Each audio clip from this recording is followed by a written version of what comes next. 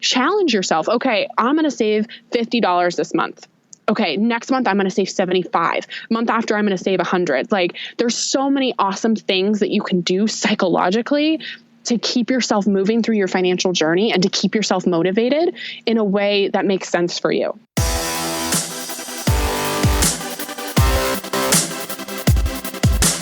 This show is dedicated to helping you strengthen your family tree and live financially free. Welcome to the Marriage, Kids, and Money podcast, everybody. This is Andy Hill, and today we're talking about achieving your first 6 figures. Yes, your salary, your net worth, your small business revenue, all things 100K. To help us achieve this big milestone, I've invited Tori Dunlap on the show today. Tori is a millennial money and career expert. Her career started with landing a digital marketing contract worth tens of thousands of dollars and a full-time position as the head of marketing for a global company, all before she turned 22. On track to save $100,000 by 25, Tori founded her first 100K to give women actionable resources to get their first 6 figures as well. Welcome to the show, Tori. Thank you so much for having me, Andy. I'm so excited to be here. I'm glad to have you here, Tori. So, Tori, you are almost in your mid-20s, and you are nearly at $100,000 in your life. Where did that drive come from for you? Well, I had a really great financial education when I was growing up. So that is definitely a rare thing to have parents who not only exemplified what it meant to be really good with money, but, led by example. So they not only talked about being good with money, but they showed me. So I saw my dad negotiate the cable bill almost every month. I saw my mom balance the checkbook on 1998 Quicken, which they still use, by the way, doing it, the same time, twice a month, every month. And so I really saw them lead by example. And then I also had a really cool opportunity, which I started my first business when I was 9. So I owned 15 vending machines by the time I graduated high school. These are the kind of, you put a quarter in, you get a handful of candy out vending machines. So I ran that business for 10, 11 years and then later sold it to a 10-year-old who also happens to be named Tori, because that's how this crazy world works. So I was not only learning, regular personal finance from my parents, but they gave me this awesome gift of starting my first business as a young person. So I understood profit and loss statements. I learned how to save money. I learned how to pitch myself. I had my first checking and savings account when I was 9 years old. I would go into Costco and write my check for product and hand it to the attendant at Costco. And so when I graduated college, I knew the business thing was rare. I knew that wasn't normal. But I thought, everybody knows to not overspend on credit cards. Everybody knows to negotiate your bills. And I realized very quickly that that was not the case. And I was the friend all my friends were coming to for money advice and direction. And when I realized that a lot of intentional choices, along with a lot of privilege I had, was going to be able to get me possibly to 100K by at least the end of my 25th year, I was like, why not do it? So I figured when I was 22, probably 23, I'm 24 now. So probably a year and a half ago, I realized, this is in sight. I might be able to do this if I, grind it out a little bit. So yeah, I'm just inspired and was so thankful for my parents giving me a really great foundation. And I feel like I have a responsibility now to not only make smart money choices for myself, but to pass along that knowledge to other women. Women on average are not given the same financial guidance and advice that men are. We invest less or not at all. We wait longer. So we know about the pay gap. We know about that, but we don't talk as much about opportunity gaps and wealth gaps and investing gaps. So we take already less money because we're making 78 cents, sometimes less to a man's dollar. We're either waiting to invest it or we're not investing it at all. So we're not making that already less money work for us. And then we're living on average 7 years longer than men are. So I wake up with this fire in my belly to be able to pass along this financial knowledge about how to get your first 100K to women all over the country. What an incredible mission, and what an incredible way to honor what your parents did for you. That's awesome that you're giving back in this way. So let's get specific though, Tori. When you talk about hitting your first 100K, what does that mean? Yeah, so for 100K for me is 100K saved, and that includes cash, money in a bank account. It also includes investments. I purposely, with her first 100K, made it vague, with the intent that, okay, maybe a teacher might not be able to make 100K. She might not have a 100K salary, but she can save 100K. Or she can have 100K net worth, or she can pay off 100K in debt. So I purposely made 100K vague. For me personally, it's 100K saved by the end of my 25th year. As long as I do it the day before my 26th birthday, I'm saying it counts. So most of that money will be in retirement accounts or a non-retirement investment account. And then I'll have the kind of classic 3 to 6 months living expenses in a liquid account for emergencies. Well, I love that mission, Tori. I think it's really cool. Let's talk about your money and career coaching business. So how did you decide to start that? Yeah, I think what I realized is, I didn't study finance in college. I am an organizational communication major, which is like a marketing degree with less math. And then I also double majored in theater. So I was not studying finance. I didn't even realize it was a passion of mine until I left college and until a lot of the rush people get around spending money, I get that around saving money. So, yeah, I was the friend all of my female friends came to, and they were like, I don't know what a Roth IRA is. Can we talk about it? Or I know I should be negotiating my next job. I know I should be negotiating my next salary, but I have no idea how to get started or what to say. And I realized when I was having these conversations with women, there was something happening inside my body. Like I got this energy that is so hard to describe.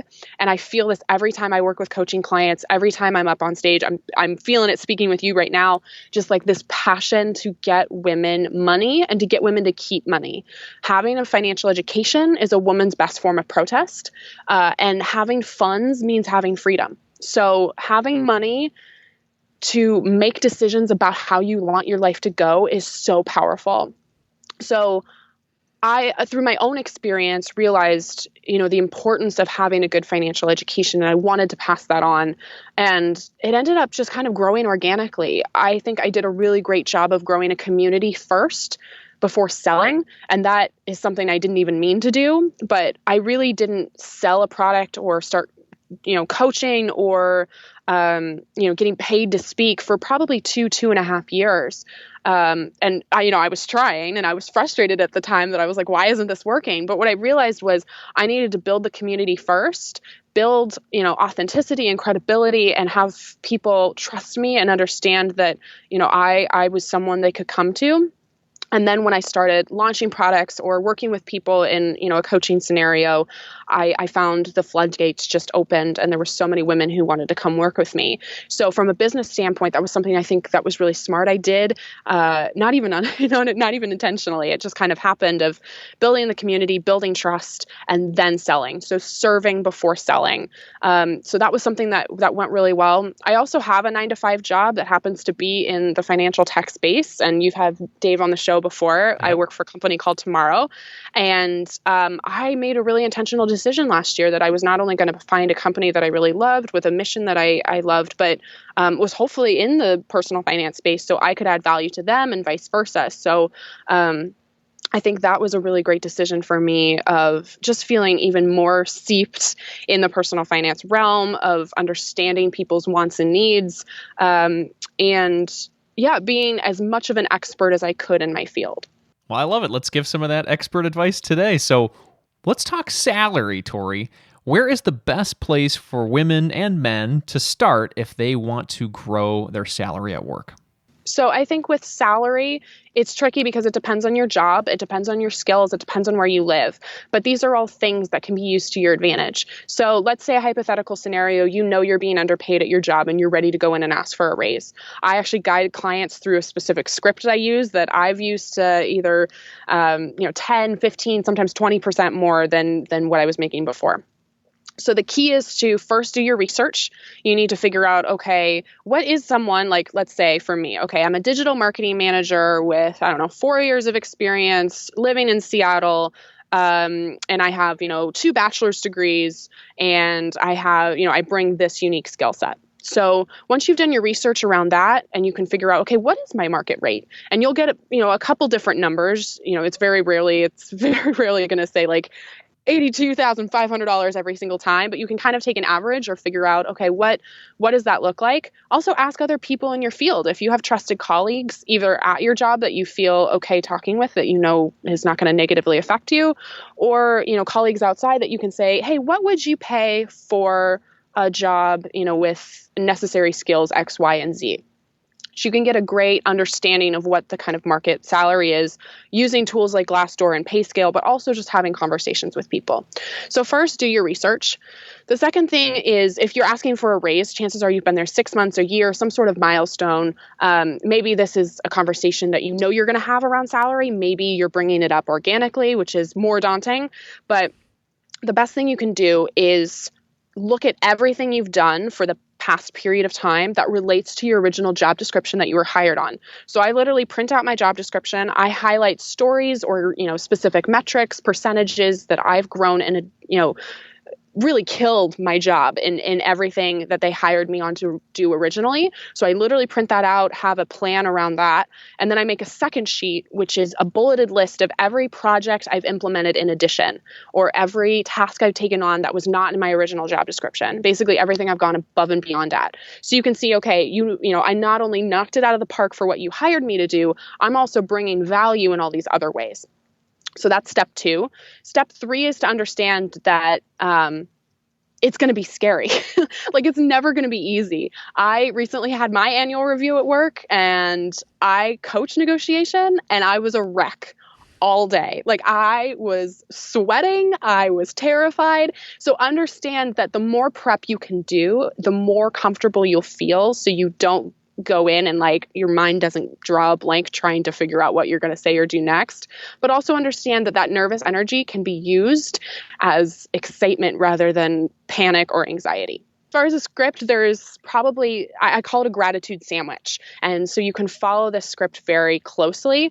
First, offer gratitude. I'm so thankful to work here. I'm so thankful to work under your leadership. I really love the mission of the company. I am excited to continue to grow here. The meat of the sandwich is all of that we just did, the market research, the job description, as well as anything you've done in addition. Then you're going to drop a number. You're going to give a range that's higher than what you actually want to make. Because if you want to be making 85 and you ask for 85 and you're at 70, you're going to be put at 77 or 75 as opposed to where you need to be. So ask for 90 to 92 or 90 to 95, because negotiations are collaborations. You're going to get to a number in the middle that makes sense for you.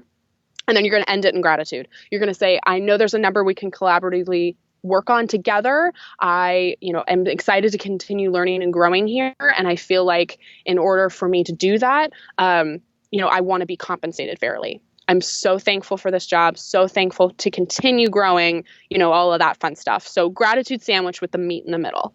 The negotiation piece, I think that's great. I think it's great advice. But, sometimes it can be intimidating for people, right? But maybe people could start negotiating in life. Like the next time you have a contractor come over to the house to fix something, you negotiate the price with them for practice, right? Yeah, and I love that, Andy. I actually have a script on my website that I use to negotiate with customer service representatives. So I literally call my car insurance company twice a year. I actually just called them and was like, hey, is there anything you can do for me? I love being a blank member and I really don't want to leave. What can you do for me? And again, I saw my dad do this all the time. My dad is so good at negotiating. So like you said, negotiation's a muscle. The more you do it, the more comfortable you feel. Again, I do it. I'm still terrified of it. It's not going to stop being scary. But we negotiate in our daily lives all the time. If your partner wants Mexican food and you ate Mexican food for lunch, you're like, hey, I love that you want to do that. Let's maybe go get some Thai food, or let's do that. That's a negotiation, right? So there's negotiations that happen every day. And again, negotiations are collaborations. They're not conflicts. We think of negotiations as this, negative, combative thing that you have to go in there and fight to the death, gladiator style. And if you're doing that, you're doing it wrong. Both parties should leave the negotiation feeling like, okay, I got something that I wanted. I maybe gave up a little bit, but I got something that I wanted. We'll be back to the show after a word from our sponsor. Are you interested in investing in individual stocks, but you're afraid of picking the wrong companies? Or perhaps you're a fan of passive index funds, but you're drawn in by the allure of individual stocks with higher returns? Well, I feel you, my friends. I'm an index fund fan myself, but I'm definitely interested in individual stocks. So, what do we do, right? Well, Emperor Investments may just be our solution. You see, Emperor Investments are the exact intersection between passive investing and active investing. You get the ease of knowing your portfolio is invested in high-performing companies with the active research that's needed to ensure you're getting a solid return on your investment. Emperor performs this magic by using their proprietary algorithm to sift through top-performing stocks. They then create a dream team of stocks for you to invest in that provides a solid dividend return.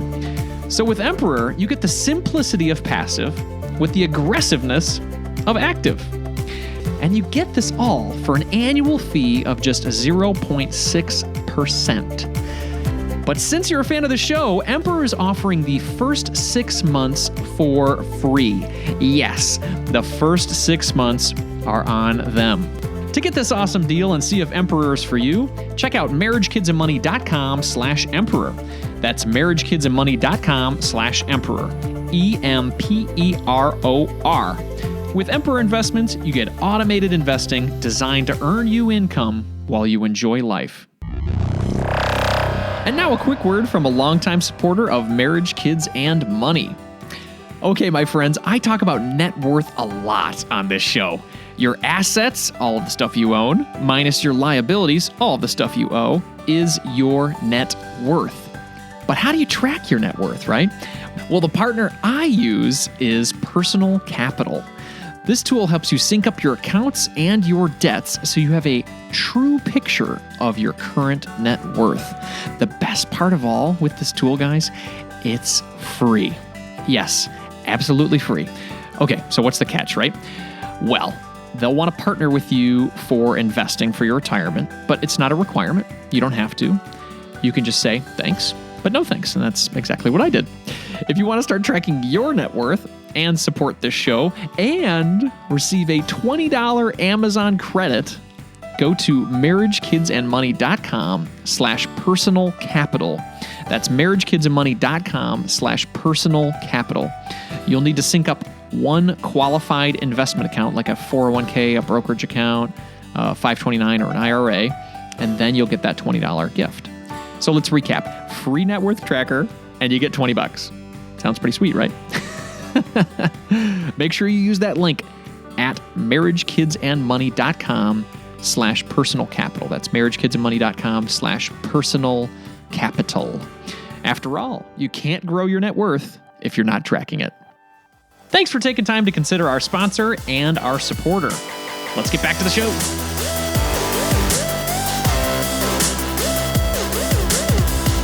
Let's talk about net worth. Tell everybody what net worth is and why it's important.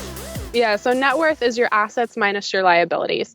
Your assets is basically any savings or like a house you have or a car you have, basically anything that's of value. Your liabilities is debt, basically. So your credit card debt, your student loan debt, a car loan, all of the things that you want to eventually get rid of, right? Yep. So the goal is to have a positive net worth for many Americans. For most Americans, I think that's just not the reality right now. So one of the things you can do is start tracking your net worth. Personal Capital. I know Andy's a big fan of Personal Capital. I love that tool. That's something I check because I'm obsessive, but I check it every day. I probably don't recommend you check it every day, but it's just a great check-in with what is my financial picture? Where am I at? I work with a lot of clients who have no idea what their numbers are because of what I like to call the ostrich effect, which is burying your head in the sand, not acknowledging it because you're too scared to look at your financial life and you're too scared to get comfortable with being uncomfortable. So the first step is to just really say, okay, what is the lay of the land here? Because you can't start making really great choices or start shifting those numbers until you know what they are. So Absolutely. that's the first thing, is to just kind of get honest with yourself. I mean, if you have to, make yourself a lovely cocoon with a glass of wine. Like, that's what I recommend all my clients do, of like, make yourself super comfortable, put a face mask on if that's your thing. But understand that you have to kind of grin it and bear it potentially. And sometimes it might not be as bad as you think it is. So at least looking at those numbers is your first step. The second step is to start tracking it, figuring out, okay, if I spend even $20 less a month and I put it to the principal of a loan payment, how many less months am I going to be in debt? Like, that's a great way to look at it, of, okay, if I cut back, and again, it doesn't have to be this like lump sum of money. You don't have to contribute, okay, I need to save $4,000 and put that towards my debt. Like, incrementally is so important, not only for your financial life, because it's going to take you a while to get to that 4,000 probably, or 5,000, whatever that big number looks like. But psychologically, it's a lot easier to keep going once you see progress. So like, I literally talked to a friend yesterday who has, she has debt on 3 different credit cards. And there's one credit card that she has, that's higher interest. And so she's like, okay, I'll put $60 at that credit card and I'll put 20 at the other 2 places. And I go, that's great. I would suggest putting $100 instead of 60, 20, 20 onto that one piece of debt. First of all, it's costing you the most money. Second of all, it's going to be a lot easier to see progress when that debt starts, going down more exponentially than when these 3 start kind of going down at a slower pace. So understand that you can do it in incremental steps. But yeah, just start tracking it, get honest with your numbers, and understand that you can do this. It may take you a while, but get a plan together and understand that you can kind of increase your savings or your contribution as you go. It doesn't have to be this huge lump sum of money. What assets are you working with right now to increase your net worth, Tori? Yeah, so I don't have a 401k through work. So I think that's the reality for a lot of people of, okay, you hear about a 401k a lot, but if you don't have that option, there's other retirement accounts out there. So when I did have a 401k for a previous job, I had a 401k, I had a Roth IRA. I'm younger. That was probably a smarter decision for me personally. And then I also have a SEP IRA because I have my business outside of my 9 to 5. So a lot of people don't realize that you can have multiple retirement accounts, just like you can have multiple savings accounts that, achieve different purposes. So right now with no 401k, I have a Roth IRA, I have a SEP IRA, and then I have a non-retirement investment account. All of those for me are through TD Ameritrade, who I just love. That's not sponsored or anything. I just love their platform. And a lot of my investments for my kind of big 100K are going to be in those 3 areas because my money's working for me harder there. Outside of that, in my emergency fund, that is going in a high yield savings account that is specifically a different bank than my normal day-to-day, checking account for a couple different reasons. One, I'm getting way more interest on that. I'm getting upwards of 2%. There's one account that has like 2.45, which is awesome. So I'm funneling all of my money for emergency fund there. And it's also at a different bank, so I'm not tempted to take money out of that account and move it to my checking account so I can go blow it on something. So, the majority of my money will be in investments for that 100K. And the rest of it is in a high yield savings account, which is still working for me, but I need to keep that liquid should something happen. You mentioned the IRA, Tori, and you're in your 20s. There's someone listening right now who's also in their 20s or even their 30s, and they're thinking, it's hard for me to save for my retirement because I know I can't touch that stuff for another 30 or 40 years.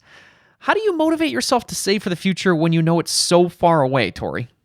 I honestly think of 65-year-old Tori. She's the cutest little thing. She's walking around in her walker. She's got her handbag she loves. Like, she's just living her life. And I think of that. And I think of saving for future me. So I do this a lot with clients. Like, you said, a lot of people are like, I'm either a spender or a saver. And for, quote unquote spenders, what I say to them is I go, you're going to spend this money.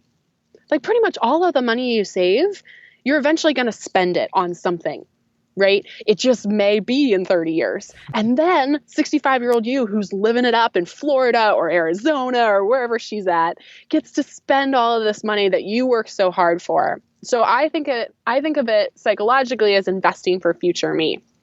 I also, again, am one of those weird people who is like, I love saving money. Like I get the same sort of rush a lot of people get at spending money and saving money. So it's kind of fun if you can gamify it and you can say it's like a personal challenge for you, right? The 100K, no one imposed that goal on me. I just said, oh, I think I can do this. Let's see if I can do it. And if I don't do it, if it's 26 or 27, should something happen, like that's not going to be the end of the world. But it's this fun game I can play with myself. Like challenge yourself. Okay, I'm going to save $50 this month. Okay, next month I'm going to save 75. Month after I'm going to save 100. Like there's so many awesome things that you can do psychologically to keep yourself moving through your financial journey and to keep yourself motivated in a way that makes sense for you. I love it. It's inspiring. Inspiring words, Tori. Thank you. So let's talk about the small business side of things. You're a full-time employee and you're doing a small business. How do you prioritize your time to be successful in both areas? It's hard. That's the first thing. It's hard. I think too many people glamorize the side hustle.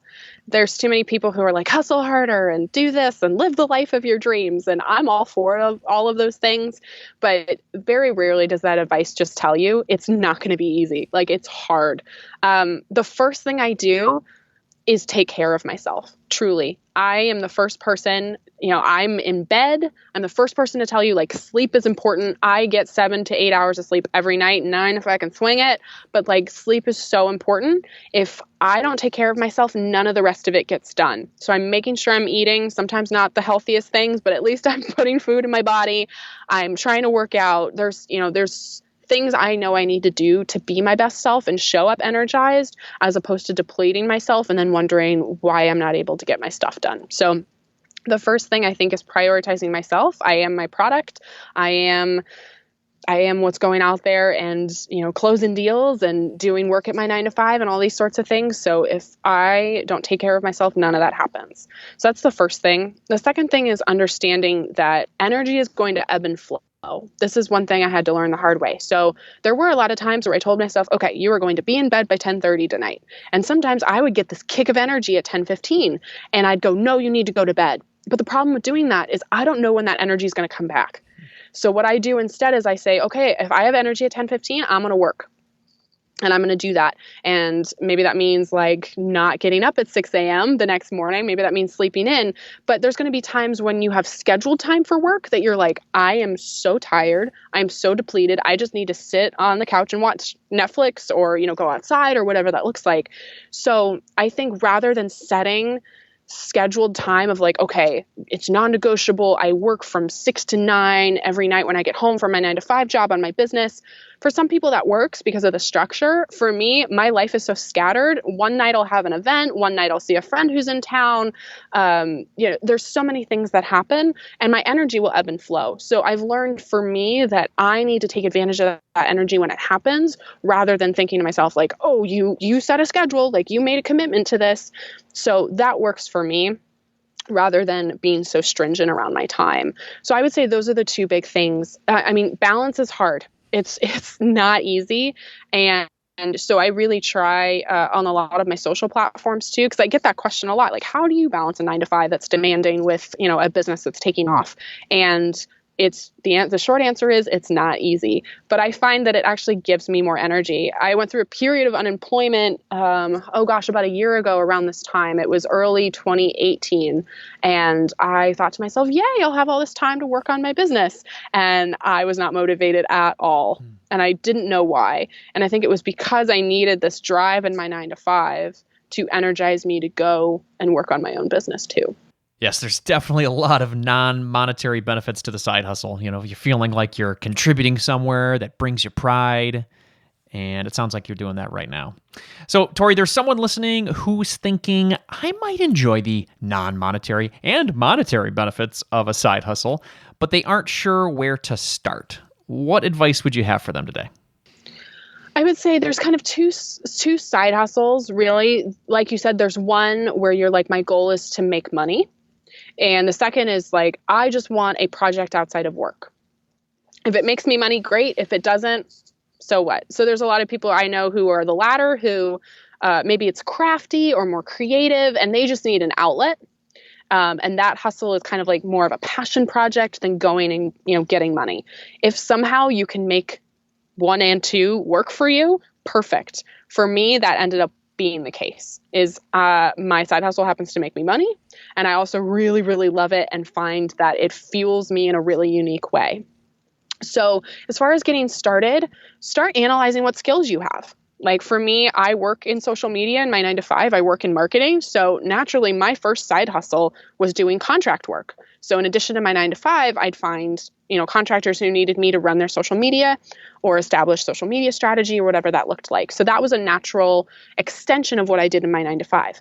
Again, for some people, they're like, my 9 to 5 is my 9 to 5. I don't want to do, I don't know, whatever this is, data entry, sales, accounting, whatever that is, beyond the 8 hours I have to do it normally. So find what skills you have that are, not typical to your job. Maybe that's painting. Maybe that's, maybe you really love cheese. There was like this woman I talked to one time at a conference I was speaking at, and she's like, my biggest passion is cheese, and I want to figure out how I can monetize that.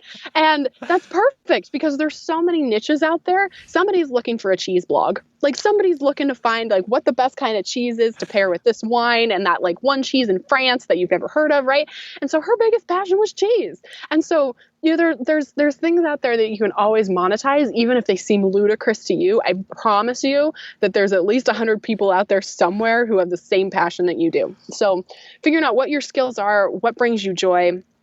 And then I think one of the smartest things I did, if your motivation is to sell it, is to not sell too early. Like understand it's going to take a while. It's going to be the trust building that has to happen does take a while. And especially if you want to do it in a non-expensive way. There's a lot of people who run businesses where they throw a bunch of money at Facebook ads and they make money off of it, but that costs you a lot of money and it costs you a lot of time too. So the organic thing takes longer. It may not make you as much money in the first, maybe year. For me, it was 2, but realize that when you get those people and when you get those customers, they will be yours for life. They'll bleed for you. They'll follow you anywhere because you've built that trust and you've served them first. So yeah, largely there's kind of two kinds of side hustles, the passion project and then the side hustle of like, I want to make money.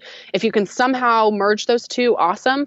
But understand that you have so many skills that you don't even realize that you can either monetize or, grow in a way that brings you a lot of, happiness and joy, and start exploring what that means for you. So understand that there is going to be some balance. Understand that some side hustles are going to be more demanding than others. So get a understanding of what time you have available as well, and then understand what your motivations are. Again, if it's to make money, understand it's to make money. And then if it's just, no, I just want to do it for fun, that's totally okay too. I like your barometer for making sure you're serving your audience first. I think that's honorable and a great way to run any business. So Tori, as a young father, I'm really inspired by what your parents did for you as a young child. So if you had to look back on that childhood, do you have a specific memory that you're most thankful for? I don't know if there's a specific memory, but I mean, I'm an only child. I'm super close to my parents. I speak to them every day still. And I think leading by example was so important. I was talking with a woman the other day who, she's a client of mine, and she was talking about, okay, my mom talked the talk, but she didn't walk the walk. So she said, okay, don't overspend on credit cards or, make sure you're putting away money for savings, but then she wouldn't actually do it. And so I was actually listening to an interview. Do you know Brene Brown? No. Her work? Oh, she's incredible. So she's a vulnerability researcher. Wow. And so she's phenomenal. I'll send you a bunch of stuff, but she's incredible. And she talked about, with her own children, her daughter went out to school with this side ponytail, I guess, and loved the side ponytail, and came home and the side ponytail was gone. And so Brene asked her, like, what happened to the side ponytail? And she said, oh, my friends kind of, gave me crap about it. They were teasing me about it. So I took it out. And I guess Brene told her, oh, you loved that side ponytail. You looked beautiful. You looked confident. And so, don't care what other people think about you. And then I guess 5 minutes later, she was talking to her husband about her Christmas lights that were still up. And it was like February. And so she was like, what are the neighbors going to think if we keep the Christmas lights up? And I guess her daughter called her on it. And her daughter said, like, Mom, isn't this the same thing? And so talking the talk is different than walking the walk. So truly, my parents not only were giving me financial education by speaking it into existence, but also showing me. So again, like, I saw my mom sit there at our desk, on I think it's the 13th and the 21st, and she's probably going to correct me that that's wrong, but those were the 2 days a month where she sat down and paid all the bills and balanced the checkbook. And I saw her do that. And I saw my dad work really, really hard at his job and be really, really great and serve people first. And he has a great reputation in the Tacoma, Seattle community for being just a really decent person who also is really good at his job, and saw him negotiate and saw him do all these things. So I think it's really important that you're not only guiding your children through lessons, verbally, but also showcasing that, showing them how to do that in the way that you're living your life. That's great. What an incredible legacy. What an incredible life you're leading. I'm really honored to talk to you today, Tori. So where's the best place for people to connect with you more? Andy, I'm so excited to be here. So thank you so much for having me.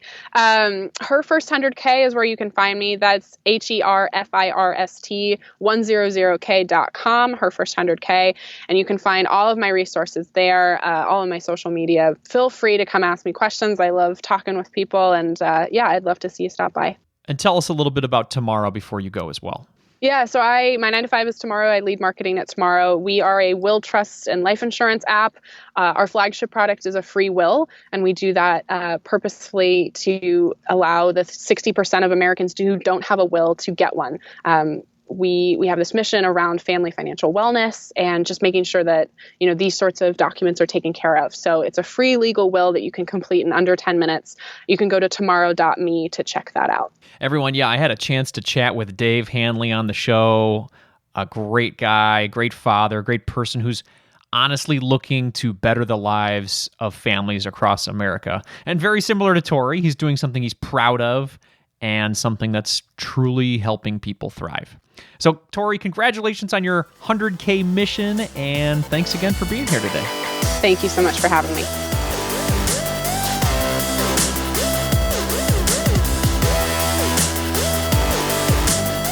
I mean, who doesn't want another $100,000 in their lives? I mean, come on. Awesome inspiration, Tori. Thank you so much. Here are my top 3 takeaways from my conversation with Tori Dunlap. Number 1, use the gratitude sandwich when asking for a raise. This was an excellent point by Tori here. It's not all about what you want. Remember that your supervisor is holding the cards for your financial future.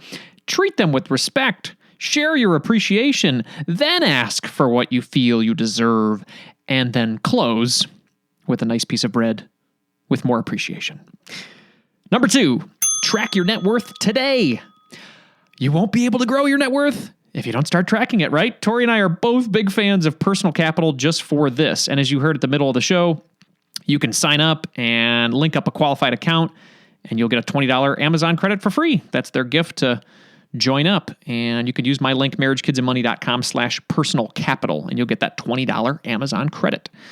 So my plug for Personal Capital is now over. If you don't want to sign up for an online system, don't. Do it with a spreadsheet or a piece of paper. It doesn't matter. Just start tracking, because that is going to lead to improving, and then it'll lead you to your first $100,000. Number 3, put your oxygen mask on first, you entrepreneurs. Tori mentioned the best way to be successful in your entrepreneurial ventures is by taking care of your health. I could not agree more. Get good sleep, exercise, meditate, and eat healthy food. If you're not taking care of yourself, you are not taking care of your small business. So those were my top 3 takeaways. Number 1, use your gratitude sandwich when asking for a raise. Number 2, track your net worth today. And number 3, put your oxygen mask on first, you entrepreneurs. Tori, thank you so much for sharing with us today and helping us all reach our first 100K. As a quick reminder, this show is for entertainment purposes only, my friends. Be sure to seek out a professional for your specific financial situation. Before we go for the day, I'd like to ask you to do any one of these 3 things to support this show. Number 1, check me out on YouTube and subscribe. I'm at youtube.com/marriagekidsandmoney. And the second thing, subscribe to this podcast in your favorite podcast player. And then the last thing, share this episode with a friend who wants to hit their first 100K. You can find this show and all the links and resources mentioned at marriagekidsandmoney.com/session 140. That's session 140. And if you're new to the show, I would highly recommend you checking out session 116, the 10 steps to young family wealth and happiness. You can find that at marriagekidsandmoney.com/session 116. It is a great place to start. In the spirit of growth and inspiration, I'm going to end the show with a quote today from Albert Einstein. If you want to live a happy life, tie it to a goal, not to people or things. Here's to crushing those big goals, my friends. Carpe diem.